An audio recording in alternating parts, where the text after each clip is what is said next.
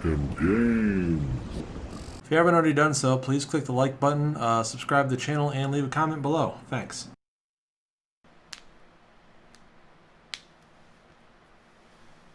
What's happening, guys? I figured we'd talk a little bit about these new AMD cards that they launched today, or I should say announced today on the AMD channel. They've got their big Navi cards that they're talking about, and they're going to be available here within the next couple months. I had kind of originally thought that they'd be available pretty quick after the announcement, but they sound like they're going to be out, not going to be available for a little while yet. But go over the specs and kind of their performance compared to NVIDIA's offerings, and ultimately, we'll kind of make a decision on what you think you should do. But it says that they're going to have, we're going to have the 6800, the 6800 XT, and the 6900 XT with price points of $500, $650, and $1,000 respectively.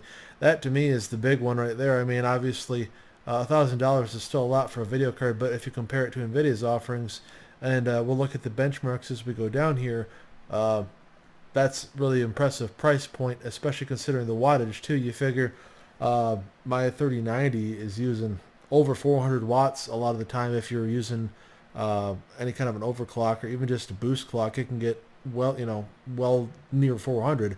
So that's pretty impressive wattage. Performance per watt is quite good. And then we have also the 6800 XT using 300 watts, and then the 6800 uses 250 watts. So for high-end GPUs, that's a pretty good power usage to performance per watt scenario. But they showed a bunch of different stuff on their slideshows, and I pulled some of these things down so we can kind of look at the different stuff that was available from the, like I say, the announcement talk that I believe her name is. I'm going to get her name wrong, so I'm not going to try to pronounce it. I think it's Sunisa Kim. I'm probably way off on that. I'll fix it on the screen. Sorry, it's late in the day. I'm not really thinking straight. Anyways, but they're showing, just for example, they've got their ray tracing available now on these cards, whereas before AMD hasn't been able to support that. And at least for the 20 series cards from NVIDIA, maybe not so much now with the 3000 series, but the 20 series cards, when you enabled ray tracing and anything, it was a major performance hit. And this is showing, they always use select games, so for us to say that this is not that there's that many games with ray tracing, so whatever, but it seems like you watch these kind of announcements, and it always ends up being, they were very picky and choosy about what games they want to show you working with their product, because those games happen to be well optimized for AMD, and NVIDIA does the same thing, so whatever. But take some of this stuff with a grain of salt. But they're saying that you're only losing like 6% performance in Battlefield 5 when you switch from no ray tracing to turning ray tracing on. Looks like you get about an 8% loss in Metro Exodus, 9% Shadow of the Tomb Raider, 5% for Wolfenstein Youngblood, and Call of Duty Modern Warfare loses you 7%. So not huge hits to enable the ray tracing. Now, this doesn't really say, though, is that maximum ray tracing settings? That's another thing with these graphs and so forth. They don't really go into good detail about what these things always mean. I'm going to get to some more slides here in a minute where, I don't know what they mean, and I kind of wonder if they're, these are always best case scenarios where it's okay, not really, they're not being 100% truthful, or it's again, they're presenting it to you in a way that makes it sound better than it really is. But again, just going back to the price range here, other than on the low end, which is sort of weird that they didn't beat the 3070, they're beating NVIDIA's prices across the board. Pretty much, they're beating the wattage use. The power usage is excellent, so that's good. But like I say, just we'll get through some of this stuff here. I don't know why this is scrolling so fast. So this is some benchmarks that showed. Why is it scrolling? Thank you. The 6800 versus a 2080 Ti, which, as we know that NVIDIA said the 3070 beats the 2080 Ti, but from what I've been reading, they're pretty comparable. So, of course, the 2080 Ti has a little bit more memory than the 3070, so there's some play there depending on what resolution you're at. But in general, these are benchmarks that show, the 2080 Ti versus their 6800 Radeon, and pretty much everything, it's a pretty good beating given to the 2080 Ti, other than a Wolfenstein, which looks to be, they still won, but it's really close. But in everything here, I mean, you can see pretty good, that's about a 20% improvement. Here's about like a 7 to 8% improvement, etc., etc. But this is using the smart access memory. So that's one of the specifications they mentioned on all these cards. They have something called smart cache, where they're, it's kind of like their Infinity Fabric, but on the GPU, and it somehow helps the GPU access its memory more efficiently. And so each of these cards have a cache of 128 megs of smart cache memory for video purposes. And so, like, is this, like, some of these things they're talking about, like, you can enable or disable some of these features. So I'm assuming this is with all of them enabled, and I guess why would you ever shut it off? But it's like, okay, is that what does it perform like with that shut off? Maybe it's, maybe they'll start losing some of these benchmarks, but it's still pretty impressive. Again, like I say, although this card, I'd like to see them actually show benchmarks with this versus a 3070, but the 3070 doesn't come out until tomorrow. That's something else I wanted to talk with you guys about, see what you guys think about that. But the 3070 will be out tomorrow, the 29th of October. Right now, it's when I'm recording this, it's about just shy of 9 o'clock. It's about 8:45 Eastern Standard Time on the 28th. So the cards will be coming out either sometime late tonight or tomorrow. We'll talk about that in a minute, though. I'll come back around to that. But so here's some results they had of the 6800 XT going head-to-head with the 3080. And all these cards have the same amount of memory, which I thought was a little bit strange, too. The 6800 XT and the 6900 all have the exact same amount, 16 gigs GDDR6. They're not using 6X. That was something NVIDIA had an exclusive on. So they all have 16 gigs. I almost kind of would have liked to see them, 16 is fine. And maybe you don't need any more than that, I guess, really, at 8K, or not 8K, 4K. But, maybe they could have gone with, 16, 20, and 24, or 16, 18, and 20. Maybe it has something to do with the memory controller or the way the cache works, and it has to be a certain denomination for everything to work correctly. I don't know. I don't have this, the skinny on that. But this shows the 6800 XT, which uses 300 watts versus the RTX 3080, which uses, it says 320 watts, but I know they can use more. Kind of trading blows. It doesn't beat it in everything, and in a lot of things it's pretty much identical. It loses in Resident Evil 3, but it does better in Forza Horizon. What I thought was funny is Doom Eternal, AMD cards are always really good for DirectX 12 and Vulkan API gaming, and for some reason it looks like, it looks just a hair better for the NVIDIA performance. Now, these are probably really early drivers, too, and I don't know how they do those kind of comparisons. So is this like this is a pre-launch driver for the AMD cards, so hopefully by the time they launch, they'll have better drivers, which, will improve this performance.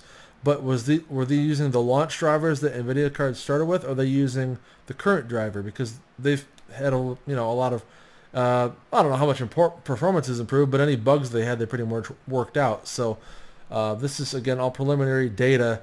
These things could change over time. The AMD cards usually, they say that AMD cards age like wine and NVIDIA's age like milk. I don't know if that's 100% true, but, typically AMD continues to improve their drivers over time, which they would have to do because their drivers are often not so good. I have had bad experiences with like the 5700 XT that I have.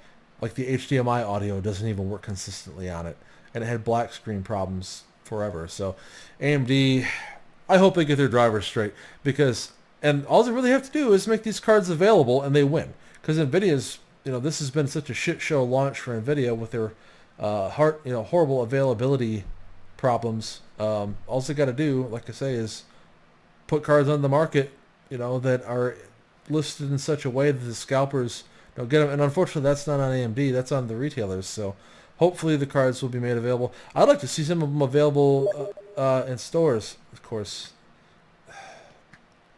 His timing is amazing. Like right in the middle of the video, every time I'm trying to make something, I got to get somebody messaging me. I'll come back to that. He's going to be mad at me, but he can be mad at me. Oh, what? Just shut it down.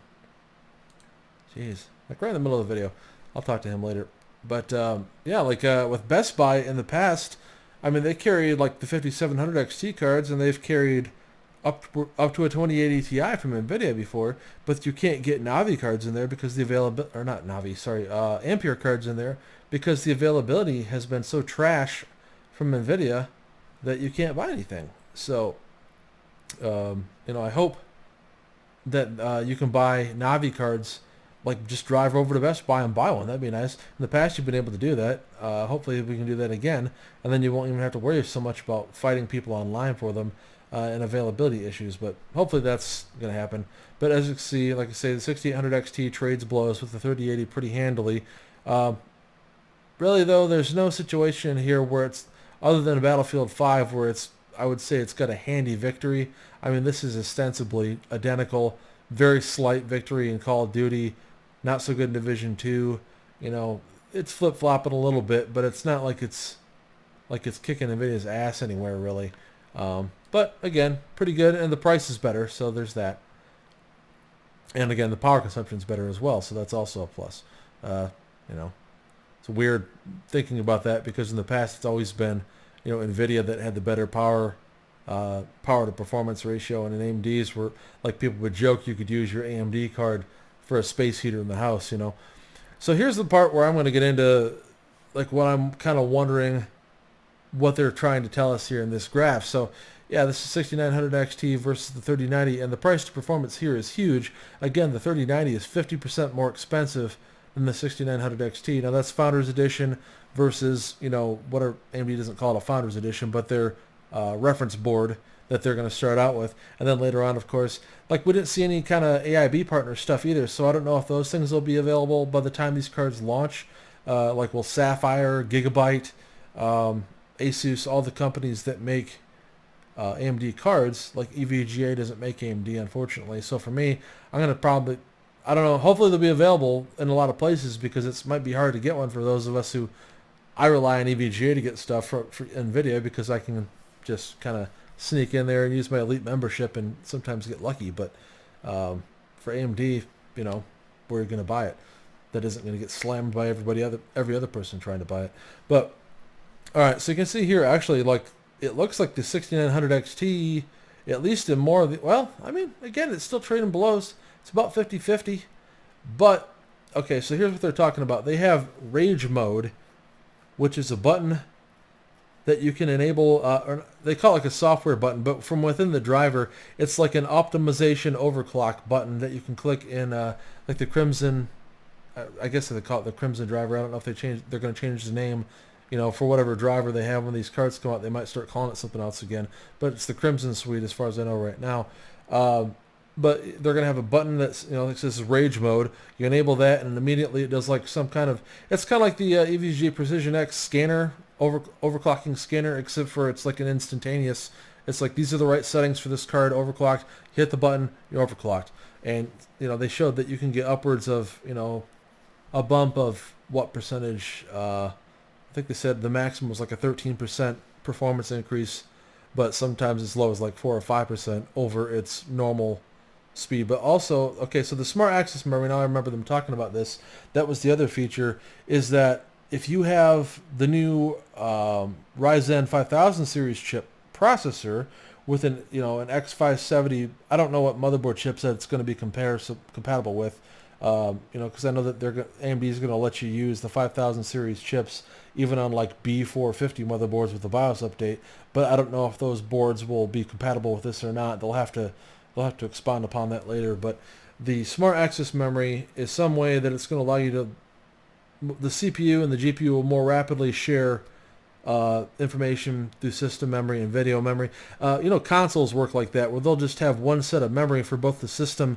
and the and video memory. It's all just one cache of memory, and they talk back and forth very quickly through it. Like the PlayStation 3 when it first came out was built that way, and that was like a kind of a different way to do things, and it was much faster. That's why that system was pretty advanced hardware for its time. So they're talking about kind of putting this into a PC environment where your CPU and your GPU will kind of share data more quickly through memory, both through your system memory as well as your video memory.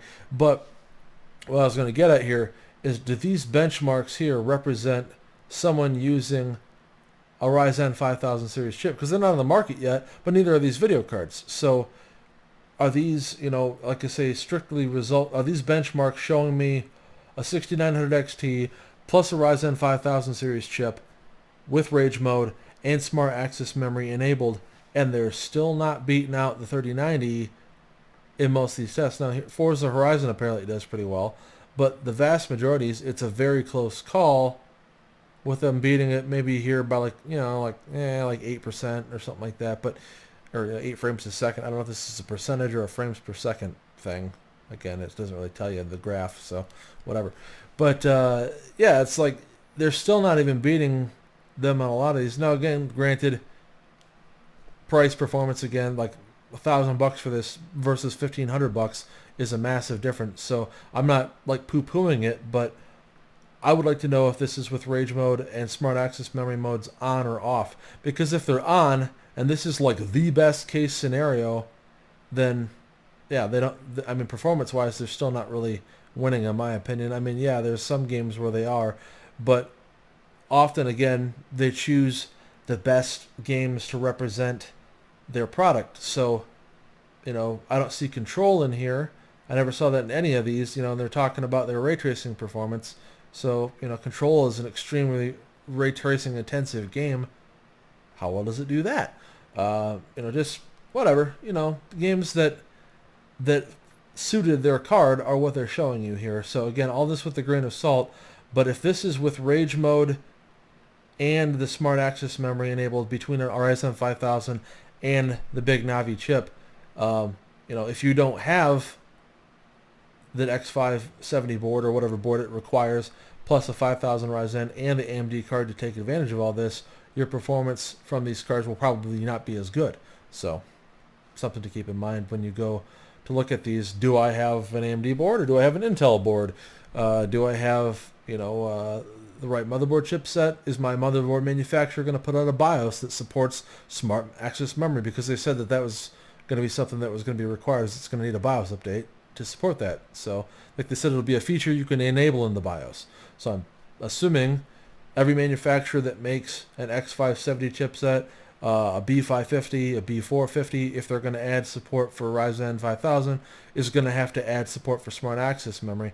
And I don't know if some of the boards will be able to use that and some of them won't. Like maybe a B450, yeah, you might be able to install that chip, but maybe there's some chipset limitation that won't let smart access memory work. So we don't know.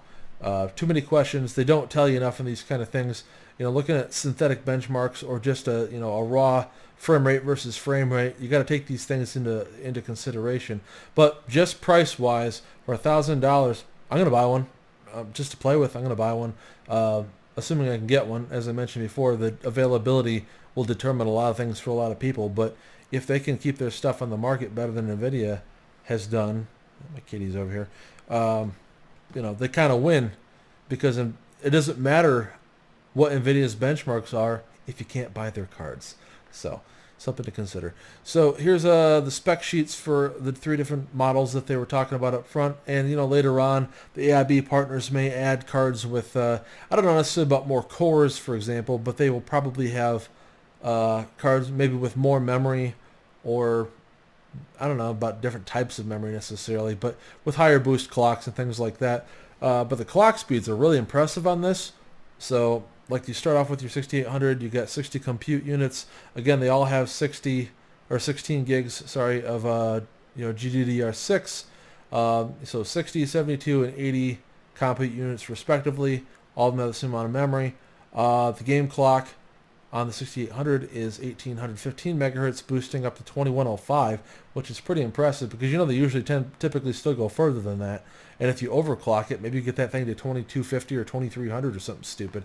And I think I saw like Paul's Hardware and some of the other channels talking about having these things. Now they don't have the cards yet. There's no way they could have the cards yet that I can imagine, unless they got like a developer sample, I suppose, engineering sample. That's possible, I guess. But I think it was UFD Tech that showed that they had one of these up to like 2.57 gigahertz or something stupid like that. That's crazy. But on the other hand, it's like, okay, to relate it to processors for like CPUs or whatever back in the day. Let's say you had a Pentium 4 and it was running at like 3.4 gigahertz or something stupid, and then you had like an AMD Opteron only running at like 2.8. But what one is really better overall? So yeah, like they have these ultra high clock speeds versus the Nvidia cards that, I mean, they're, my 3090 has been around 2200 at sometimes, but that's like really capping it out. And this is just the standard boost clock on this. So I guarantee they can go way higher than that. But it's like, what is the architecture of the GPU? Which one is more advanced? Which one benefits more from the higher clock speed?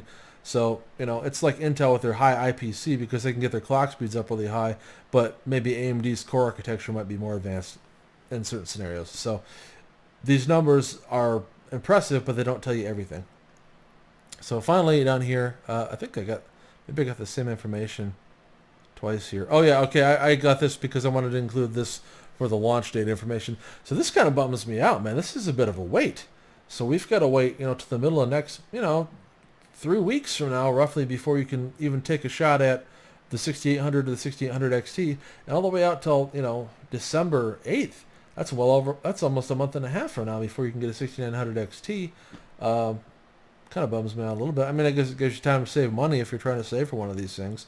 So that said, that's when the cards are available. That's kind of an overflow of the specifications, how much wattage they use, kind of what the smart memory is supposed to do, whether or not that's going to be a huge game changer or not. Like if you've got to have, I'll be interested to see if it's available with my Threadripper. I kind of doubt it, but it'd be kind of cool if they'd add that feature to my 3960X. I have my, it's a TRX 40 chipset, but that's not 5000 series. That's not, the latest iteration of Ryzen. That's technically last gen as soon as 5000 series comes out. Now, if they do, I don't know, I guess it'd be like a Threadripper. Let's just say, for example, it was 5960X or whatever the heck nomenclature they're going to go with.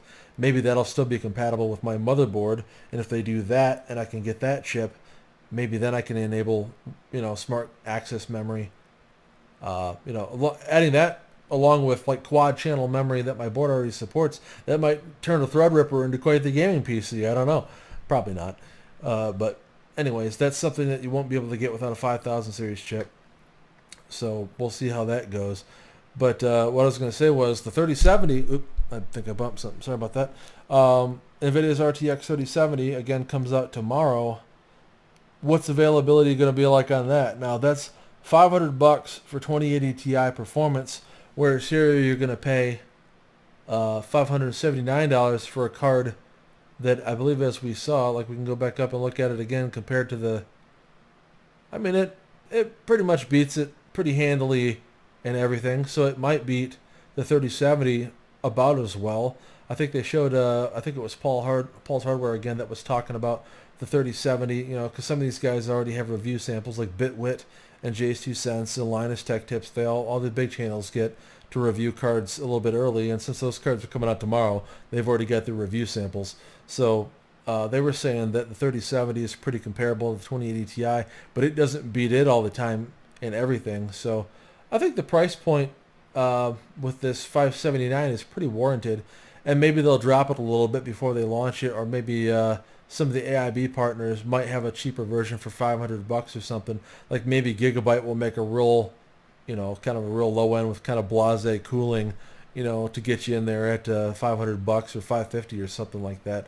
I think that'll be a worthwhile card. But anyways, what is your guys' plans for tomorrow night, or not tomorrow night, tonight/tomorrow morning on the, on the 3070? EVGA should have some out, but I've been on their site and they haven't had any added to the site yet. They've had their queue system going for the 3080s and the 3090s. I'll probably add myself to a queue for a 3070 and see how long it takes to get one. If they do the same thing they did with the 3090s, where I got the For the Win 3 edition Ultra because of my Elite membership, I might be able to get a 3070 For the Win 3 Ultra if they're doing those. They really haven't shown anything on their site. I don't even know what the 3070s are going to have. Like, are they going to have like a hybrid edition like the 3080s and 3090s are supposed to have?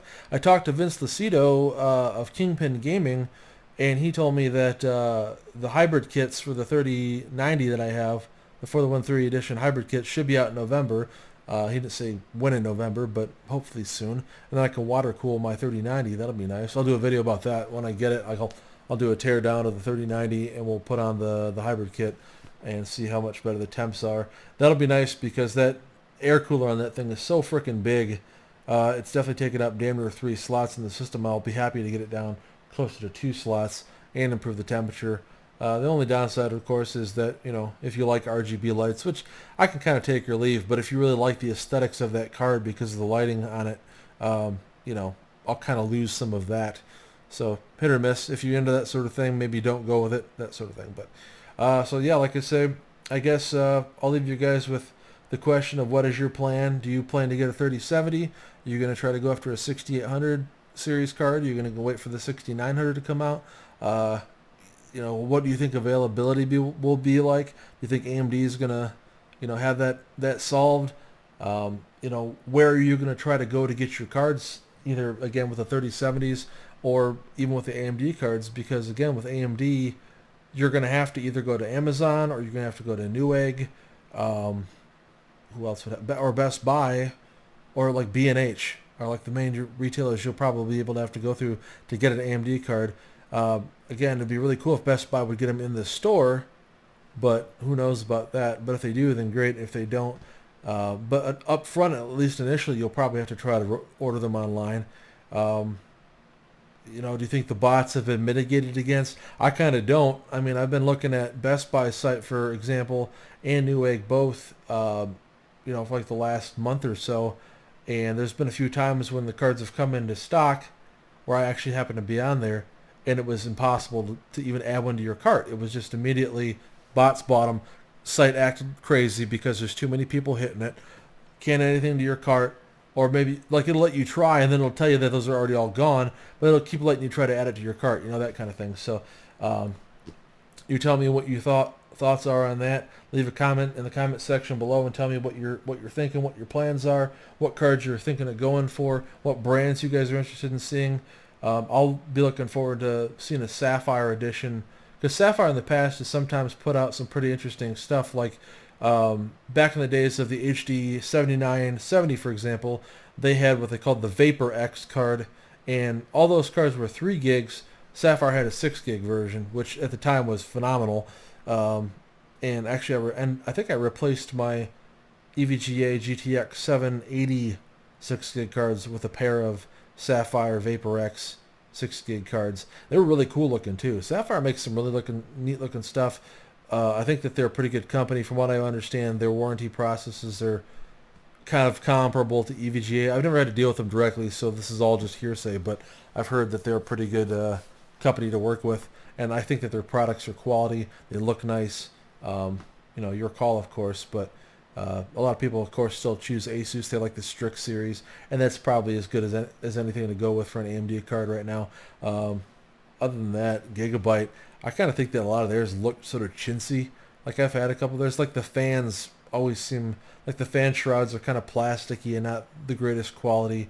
The heat, you know, they don't really do that good of a job of cooling. That's just been my personal experience. But like, I had the Vega 64. I had a couple of those at one point.